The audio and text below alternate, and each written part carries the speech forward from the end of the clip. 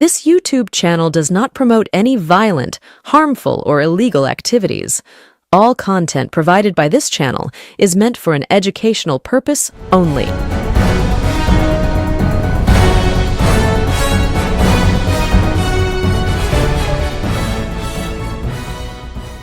নমস্কার, আপনারা দেখছেন বঙ্গচক্র ইউটিউব চ্যানেল। আমি প্রতিবেদক সায়ন্তন চক্রবর্তী।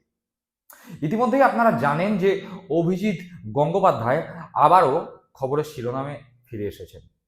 যদিও এবার তিনি ফিরে এসেছেন সম্পূর্ণ নিজের দলের সম্পর্কে এমন কিছু মন্তব্য করে, যেই মন্তব্য তার দলেরই অনেকেই সমর্থন করতে পারছে না। আমরা দেখতে পেয়েছিলাম অভিজিৎ গঙ্গোপাধ্যায় বিজেপির কেন্দ্রীয় নেতৃত্বের বিরুদ্ধে উষ্মা প্রকাশ করেছেন।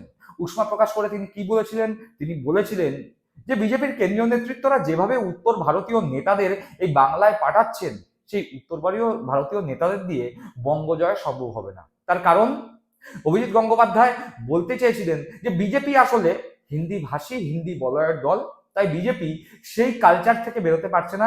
বিজেপি আসলে বাংলার মানুষদের মনের ভাব, বাংলার মানুষদের চিন্তা করার ক্ষমতা, বাংলার মানুষদের যে ঐতিহ্য সংস্কৃতি, তার সঙ্গে পরিচিতই নয়। অভিজিৎ গঙ্গোপাধ্যায় সওয়াল করেছিলেন, বলেছিলেন যে বাংলাকে জয় করতে গেলে বাঙালি নেতাদেরই প্রয়োজন। উত্তর ভারতের বিশেষ করে হিন্দি বলয়ের, গো বলয়ের কোনো নেতা এসে বাংলা জয় করতে পারবে না। তারপর বিতর্ক হয়। কিন্তু সবার আগে অভিজিৎ গঙ্গোপাধ্যায়ের সেই বক্তব্যটা আরো একবার শুনে নিই, যা ইতিমধ্যেই আমরা সোশ্যাল মিডিয়ায় এবং নিউজ মিডিয়ায় দেখেছি একাধিকবার, তাও আরো একবার শুনি। এই হিন্দি বলয় থেকে এখানে পশ্চিমবঙ্গে নেতা এসে এইসব ভোট করানো যাবে না। তার কারণ পশ্চিমবঙ্গের মানুষের মন মেজাজ, তাদের অভিমান, এইসব দিল্লিওয়ালা নেতারা বোঝেন না। পশ্চিমবঙ্গের মানুষ, তাদের চিন্তাভাবনা, এটা বাকি ভারতের, উত্তর ভারতের সঙ্গে অন্তত মিলবে না। তো সেখান থেকে নেতা পাঠিয়ে পশ্চিমবঙ্গে ভোট করিয়ে জিতিয়ে বেরিয়ে যাব, এটা একটা অবাস্তব চিন্তাভাবনা। এসব করে কিছু হবে না। শুনলাম অভিজিৎ গঙ্গোপাধ্যায়ের সেই বক্তব্য। এরপরে অভিজিৎ গঙ্গোপাধ্যায়ের বক্তব্য নিয়ে অনেকে জলঘোলা হয়।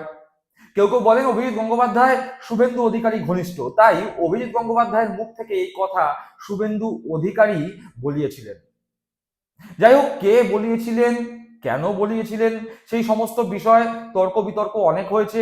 বিজেপির দলের মধ্যেকার ব্যাপার, সে সমস্ত বিষয় নিয়ে বেশি নাক না গলানোই ভালো।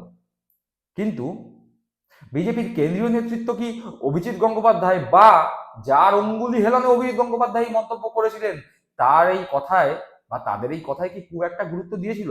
না, বিজেপির কেন্দ্রীয় নেতৃত্ব খুব একটা গুরুত্বই দেয়নি অভিজিৎ গঙ্গোপাধ্যায়ের এই কথায়, বা যে অভিজিৎ গঙ্গোপাধ্যায়কে যে এই কথা বলিয়েছেন তাদের কথায় বিজেপির কেন্দ্রীয় নেতৃত্ব গুরুত্ব দেয়নি। তার কারণ, অভিজিৎ গঙ্গোপাধ্যায় যখন এই কথা বলছেন, তার এক সপ্তাহের মধ্যেই বিজেপির কেন্দ্রীয় নেতৃত্বের নির্দেশে বাইরের রাজ্যের বহিরাগত ৩৬ জন নেতাকে বাংলায় ২০২৬ ভোট যুদ্ধে জয়লাভ করবার জন্য বিশেষ দায়িত্ব দিয়ে পাঠিয়েছে। কারা পাঠিয়েছে? কেন্দ্রীয় বিজেপি নেতৃত্ব পাঠিয়েছে। কোথায় পাঠিয়েছে? বাংলায়। বাংলার যে সমস্ত বিজেপি নেতারা আছে তাদের মাথার ওপর এই ৩৬ জন বাইরের রাজ্যের নেতাদের পাঠিয়েছে। এই নিয়ে সংবাদ মাধ্যমে সংবাদ প্রকাশিত হয়েছিল, আমরা দেখেছি, আপনারাও দেখেছেন। নতুন কিছু নয়। অর্থাৎ একবারে অভিজিৎ গঙ্গোপাধ্যায়ের এই দাবিকে নস্যাৎ করে দিয়েছে।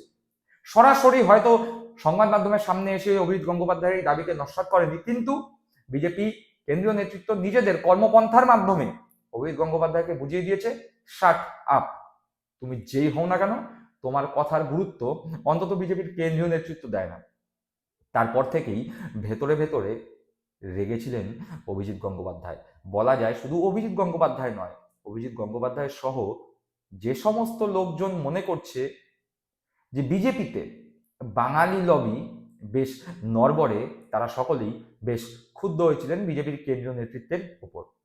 আর এদিকে তৃণমূল কংগ্রেস সহ বিভিন্ন বাংলাবাদী সংগঠনগুলো বারবার বলে বিজেপি আসলে বাঙালি বিদ্বেষী দল।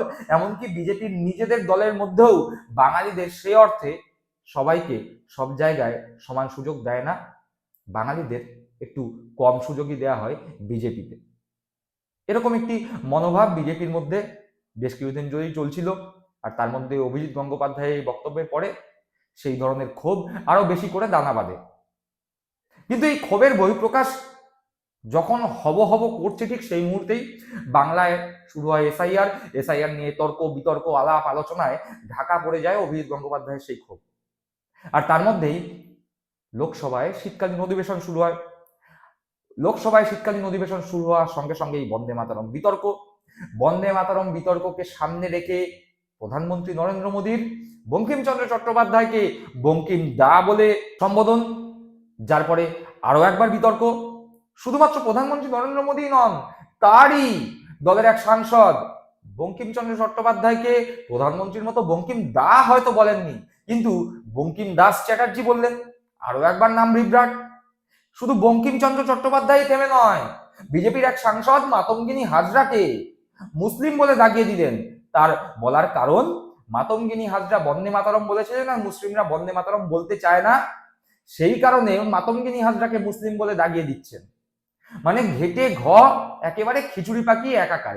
একে একে শুনে নেব মোদির বঙ্কিম দা, মোদির দলের এক সাংসদের বঙ্কিম দাস, আরো এক সাংসদের মাতঙ্গিনী হাজরা। যদিও নাম উচ্চারণ করতে বেশ বেগ পেতে হলো, কিন্তু সেই মাতঙ্গিনী হাজরাকে মুসলিম বলে দাগিয়ে দেয়া। পরপর তিনজনের বক্তব্যের ছোট ছোট অংশ। माता गिनी हाजरा हजरा ये 1942 में वंदे मातरम कह के ये भारत छोड़ो आंदोलन की प्रहरी बनकर सामने आई थी। मुस्लिम थी मुस्लिम थी मुस्लिम थी मुस्लिम थी मुस्लिम थी, वंदे मातरम का नारा दे रही थी। माता गिनी हाजरा हजरा बंकिम दा का ये भाव सूत्र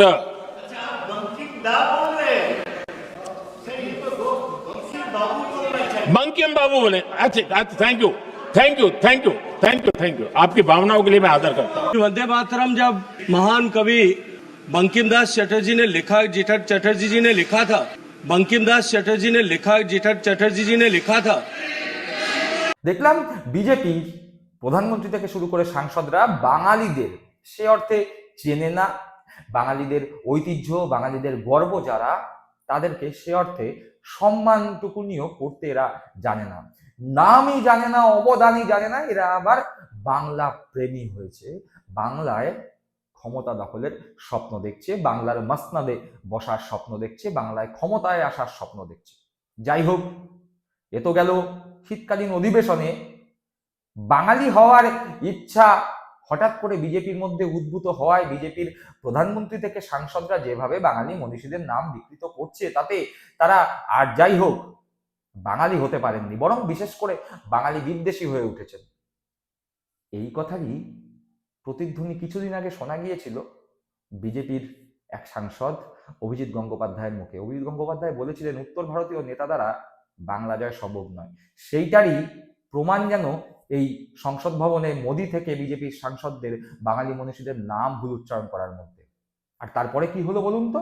তারপরেই পালা আসলো সাংসদ, প্রাক্তন বিচারপতি, যিনি বিচারপতির আসনে বসে রাজনীতি করেছিলেন, সেই অভিজিৎ গঙ্গোপাধ্যায়। আর অভিজিৎ গঙ্গোপাধ্যায় একেবারে নিজের দলের প্রধানমন্ত্রী নরেন্দ্র মোদী সহ সাংসদরা যেভাবে বাঙালি মনীষীদের নাম ভুল উচ্চারণ করছে, সেই ট্র্যাক রেকর্ড বজায় রেখে তিনিও নাম ভুল উচ্চারণ করলেন না।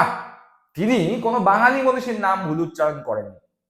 তিনি এই মুহূর্তে বিজেপি নেতা কর্মীদের কাছে যিনি ভগবান, মনীষীর সমতুল্য প্রায়, সেই মোদিজির নাম ভুল উচ্চারণ করেছেন। কি বলেছেন? নরেন্দ্র বাজপেয়ী। শুনি একবার সেই বক্তব্য। আমাদের দেশে এখন একজন প্রধানমন্ত্রী আছেন, তার নাম নরেন্দ্র বাজপেয়ী। নরেন্দ্র বাজপেয়ী। দেখলাম, শুনলাম অভিজিৎ গাঙ্গুলি প্রধানমন্ত্রী নরেন্দ্র মোদীর নাম ভুল উচ্চারণ করলেন। আর এরপরেই বঙ্গ বিজেপির অন্দরমহলে সমালোচনার ঝড়, একটা ক্ষোভের পরিবেশ।